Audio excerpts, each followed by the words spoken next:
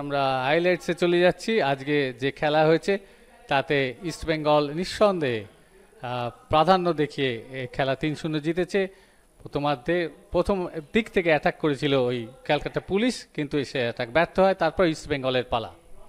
না, অবশ্যই প্রথমার্ধে দুটো টিমই খুব ভালো ফুটবল খেলেছিল, কিন্তু এই প্রথম গোলটা ম্যাচের যে কমপ্লেকশন সেটা বদলে দেয়। অনেক ডিস্টেন্স থেকে নেওয়া, হীরার একটা ফ্রি কিক বাঁ পায়, সেখান থেকে সুনীলের দুজন ডিফেন্ডারের কম্বিনেশন আর একটু বেটার হওয়া উচিত ছিল। তুহিন বেশিরভাগ ক্ষেত্রে কিন্তু বেশ কিছু ইম্পর্টেন্ট সেভও করেছে, সেটাও বলতে হবে।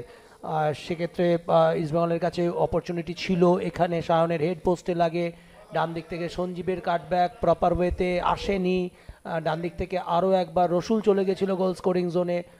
দুর্দান্ত ইস্টবেঙ্গল। তারপরে এই ঘটনাগুলো, অনবদ্য সেভ আদিত্য অনবদ্য সেভ। এবার আবার ইস্টবেঙ্গল আক্রমণ ছিল, এটি কিন্তু গোলের দিকে যায়নি।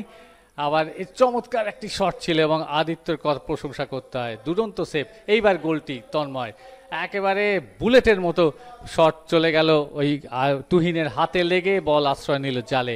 দ্বিতীয় গোল পেল ইমাম ইস্টবেঙ্গল। এটি প্রথমার্ধের খেলা, প্রথমার্ধে শেষ হলো, ফলে দ্বিতীয়ার্ধে কিন্তু আবার সুযোগ পেয়েছিল। এক্ষেত্রে একটা জেসিন্টিকের প্রয়াস কিন্তু ব্যর্থ হলো।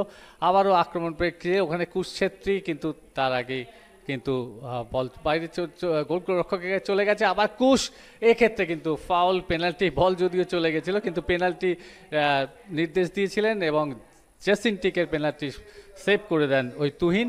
আবার শট বাইরে, তুহিনকে খুব ব্যস্ত থাকতে হয়েছে। এবার এই গোলটি চমৎকার গোল ওই সায়ন ব্যানার্জি, একেবারে গতিতে পরাস্ত করে প্রীতমকে ছোট্ট টোকায় বলটিকে জালে পাঠিয়ে দিলেন।